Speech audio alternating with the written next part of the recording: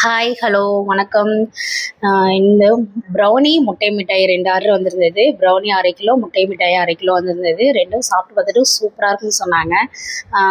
2மே வந்து தஞ்சாவூர் தான் தஞ்சாவூருக்கு தான் எடுத்துகிட்டு போயிருந்தாங்க. ஃப்ரெண்டு அவங்க சிஸ்டர் வீட்டுக்கு போயிருக்கப்ப வாங்கிட்டு போனாங்க என்கிட்ட.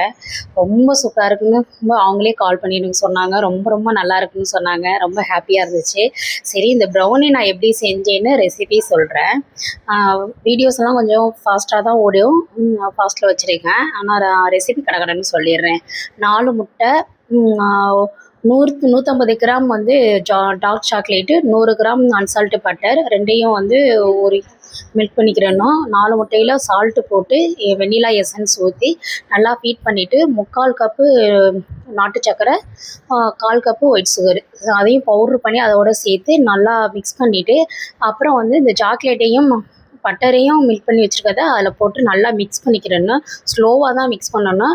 அப்புறம் 1 கப்பு மைதா, 2 டேபிள் ஸ்பூன் வந்து கொக்கோ பவுட்ரு, அதையும் நல்லா சலிச்சிட்டு அதையும் கொஞ்சம் கொஞ்சமாக சேர்த்து 3 டேர்மாக சேர்த்து அதை வந்து நல்லா மிக்ஸ் பண்ணிவிட்டு ட்ரேயில் ஊற்றி 180 டிகிரி செல்சியஸில் 45 மினிட்ஸ் வச்சு 2 ராடும் வந்து ஆன் பண்ணி வச்சேன். சாக்லேட்டும் கொஞ்சம் மேலே போட்டுக்கிட்டேன் கட் பண்ணி. ஏன்னா அது சாப்பிடையில் கொஞ்சம் குழந்தைங்க சாப்பிட்டா நல்லாயிருக்கும் சாப்பிடையில். அதனால இவ்வளோ தான். சூப்பராக இருந்துச்சு. நல்லா ஸ்பெச்சியாக வந்துச்சு. பேக்கிங் பவுடர், பேக்கிங் சோடாலாம் சேர்க்க வேண்டியதில்லை. முட்டை மிட்டாயும் வந்து நான் கோவா வந்து நான் வீட்லேயே நானே ரெடி பண்ணிக்கிருவேன். கடையில் வாங்குறது இல்லை. அதனால் இது 2மே செஞ்சு சூப்பராக இருந்துச்சு. தேங்க்யூ.